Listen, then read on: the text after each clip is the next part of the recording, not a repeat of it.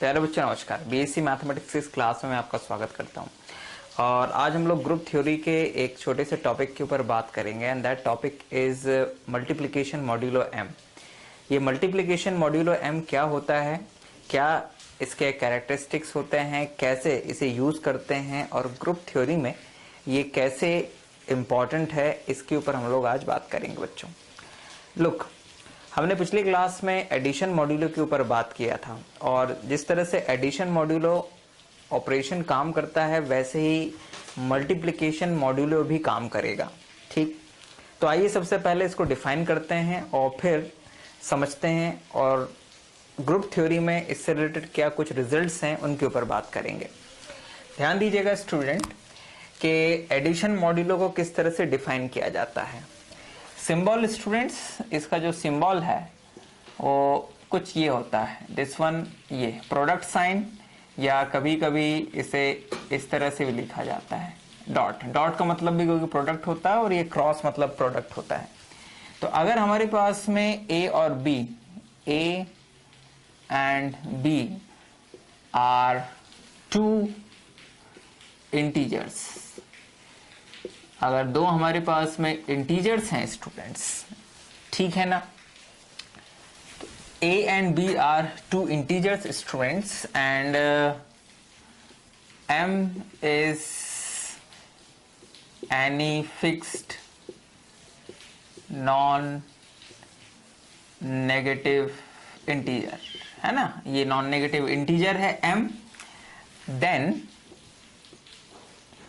then multiplication modulo is defined as A cross M B is equals to R, where R is the remainder when A into B is divided by M. A into B is divided by M students. Now ध्यान दीजिएगा कि A और B के product में जब हम M का divide करें तो जो रिमाइंडर आएगा वो इस मल्टीप्लिकेशन मॉड्यूलो M का रिजल्ट होगा students, okay, of integers A and B। For example, जैसे मान लीजिए हमें ऐसा दिया हुआ हो, यहाँ पर 7 हो, यहाँ पर 4 हो और यहाँ पर लिखा हुआ हो 3, तो दिस इज इक्वल्स टू, तो यहाँ पर 7 और 4 का मल्टीप्लाई करेंगे तो इट्स अ 28 और 28 में 3 का डिवाइड करेंगे स्टूडेंट्स तो 27। ठीक, यानी कि 9 टाइम तो पूरा चला जाएगा, एक रिमाइंडर रह जाएगा, तो इसका जो आंसर आएगा वो आएगा 1 स्टूडेंट्स, राइट। तो this is the working of multiplicative modulo M।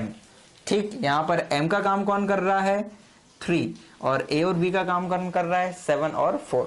Similarly अगर हमारे पास में 20 इंटू यहां पर मान लीजिए 3 है और हम मॉड्यूलो ले लेते हैं यहां पर 10, तो 23 इज 60 और 60 में 10 का डिवाइड करेंगे तो रिमाइंडर क्या बचेगा, 0, तो यहां पर ये 0 आ जाएगा इस तरह। सिमिलरली स्टूडेंट्स, मान लीजिए 3 डॉट यहाँ पर 5 लिखा हुआ हो और यहाँ 8 हो and this is equals to, तो 3 इंटू 8 24 एंड डिवाइड बाय 5, तो 4 टाइम तो पूरा चला जाएगा। ठीक, 5 4 जा 20 और 4 रिमाइंडर रह जाएगा, तो यहाँ पर आ जाएगा आंसर में 4। तो this is the working of multiplication modulo M। अब मल्टीप्लिकेशन मॉड्यूलो M से रिलेटेड एक थ्योरम है। क्या थ्योरम है students? The theorem is, let P is prime number। P क्या है, एक प्राइम नंबर है और एक सेट बनाते हैं हम लोग G जो 1 2 3 4 एंड P माइनस 1 तक जाएगा स्टूडेंट्स। कहां तक जाएगा, P माइनस 1 तक जाएगा। तो ये जो P माइनस 1 इंटीजर्स का सेट है, ये जो सेट है, ये set G is group under multiplication multiplication modulo P. तो ये जो सेट जी होता है ये मल्टीप्लिकेशन मॉड्यूलो पी के रिस्पेक्ट में क्या होता है स्टूडेंट्स, एक ग्रुप होता है, ठीक है ना। इट मींस दैट कि अगर हम इसके ऊपर मल्टीप्लिकेशन मॉड्यूलो एम के लिए चारों प्रॉपर्टीज अप्लाई करें, चारों प्रॉपर्टीज कौन सी, commutative, additive, closure property, associative property and then इसके बाद में existence of identity and existence of inverse. तो ये जो सेट होगा ये अपने आप में ग्रुप होगा स्टूडेंट्स, ठीक है ना। तो students this set is the group under the operation multiplication modulo P, और ये एक अबेलियन ग्रुप भी होता है। ये जो सेट है ये एक अबेलियन ग्रुप भी होता है, और इसे हम लोग प्रूफ करने के लिए अबेलियन ग्रुप एक छोटे से एग्जाम्पल के थ्रू समझते हैं। मान लीजिए कि हम लोग p इज इक्वल्स टू ले लें 5 students, p is equals to 5, 5 is a prime number. तो यहां पर फिर g क्या हो जाएगा, g हो जाएगा 1 2 3 एंड 4, राइट। इस g में ये 4 एलिमेंट्स होंगे, है ना। अब इन 4 एलिमेंट्स के लिए अगर हम लोग सारी प्रॉपर्टी 1 बाय 1 देखें, closure property, associative property and so on, तो देखते हैं कि वो कैसे पूरी होंगी। देखो बच्चों, पहली जो प्रॉपर्टी होती है क्लोजर प्रॉपर्टी, वो तो आसान है कि इनमें से आप किन्हीं भी 2 एलिमेंट्स या ज्यादा एलिमेंट्स का प्रोडक्ट करें और उसे फिर p से डिवाइड करें तो रिमाइंडर कभी 0 नहीं आएगा। 0 क्यों नहीं आएगा, क्योंकि इनका प्रोडक्ट कभी भी 5 का मल्टीपल नहीं बन पाएगा, और अगर 5 का मल्टीपल नहीं बन पाएगा तो जब p से आप डिवाइड करेंगे यानी एक प्राइम नंबर से डिवाइड करेंगे तो रिमाइंडर कभी 0 नहीं आएगा, यानी कि रिमाइंडर हमेशा 1 2 3 4 या कुछ भी ऐसा नंबर आएगा हमेशा, क्योंकि प्राइम नंबर का जो डिवाइड है वो या तो प्राइम नंबर में जाएगा या उसके किसी मल्टीपल में जाएगा। तो यहां पर 5 है नहीं है, मतलब 5 का मल्टीपल कोई बन नहीं पाएगा, तो प्राइम नंबर का जब डिवाइड करेंगे उस पर्टिकुलर नंबर में तो रिमाइंडर हमेशा 0 नहीं आएगा, 0 नहीं आएगा या फिर कुछ और आएगा।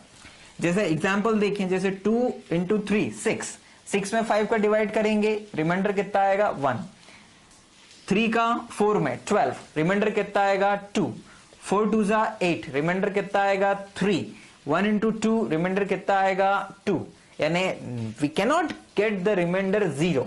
यानी कि ये 4 एलिमेंट जो हैं इनमें अगर हम लोग मल्टीप्लिकेशन मॉड्यूलो p यानी मल्टीप्लिकेशन मॉड्यूलो 5 के लिए क्लोजर प्रॉपर्टी चेक करें तो वो सेटिस्फाई होगी। G2 यानी कि एसोसिएटिव प्रॉपर्टी, क्लोजर तो हो गया, closure axiom. Now associative axiom, तो एसोसिएटिव एक्सियम भी आसानी से हो जाएगा क्योंकि आप किन्हीं 3 एलिमेंट्स को लेके उनके ऊपर मल्टीप्लिकेशन ऑपरेशन लगाएं कुछ इस तरह से, A, P, B and C and P and look this operation कुछ इस तरह से is equals to, this is equals to P, this is B and into P and C, right students. तो ये आसानी से सॉल्व हो जाएगा, आप इसको चेक भी कर सकते हैं किन्हीं भी 3 नंबर्स के लिए। Number 3, existence of identity element. तो आइडेंटिटी एलिमेंट तो आपको दिख ही रहा है स्टूडेंट्स कि मल्टीप्लिकेशन के रिस्पेक्ट में जो होता है 1 आइडेंटिटी एलिमेंट होता है, क्योंकि 1 का आप किसी भी नंबर में प्रोडक्ट करो और चाहो कोई भी एडिटिव कोई भी मल्टीप्लिकेशन मॉड्यूलो लो तो आपको हमेशा वही नंबर मिलेगा, मतलब रिमाइंडर वही आएगा। जैसे यहां पर हम लोग 1 इंटू 4 करें और 5 मॉड्यूलो लगाएं तो हमारे पास में क्या आएगा, हमारे पास में 4 ही आ जाएगा वापस, ठीक, क्योंकि 4 इंटू 1 4 और उसमें जब 5 का डिवाइड करोगे तो रिमाइंडर 4 ही आएगा। तो एग्जिस्टेंस ऑफ आइडेंटिटी एलिमेंट भी है। नाउ इनवर्स, अब इनवर्स का मतलब क्या है, इनवर्स का मतलब है कि इस सेट G में एक एलिमेंट ऐसा होना चाहिए कि उसको किसी के साथ ऑपरेट करें और जब डिवाइड करें 5 से तो रिमाइंडर 1 आए स्टूडेंट्स, हमेशा 1 आए। यानी कि A dash is the inverse of A if it is give under the multiplication modulo 5 is equals to 1, यानी रिमाइंडर हमेशा 1 है। चलिए अब एक एग्जाम्पल लेके समझते हैं। मान लीजिए मैंने यहां पर 4 लिया स्टूडेंट्स। अब मैं यहां पर ऐसा क्या लिखूं कि जब मैं उसे यहां पर लिखूं और 5 मॉड्यूलो उसके ऊपर अप्लाई करूं तो मुझे रिमाइंडर 1 मिल जाए। तो आइए जरा देखते हैं कि अपन यहां क्या लिख सकते हैं स्टूडेंट्स।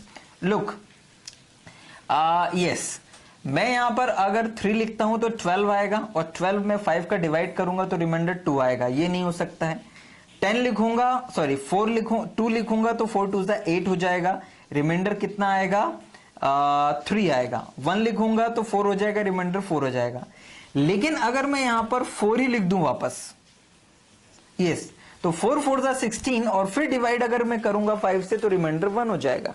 यानी 4 का मल्टीप्लिकेटिव मॉड्यूलो 5 के रिस्पेक्ट में जो इनवर्स एलिमेंट है वो खुद ही है वो, ठीक है ना।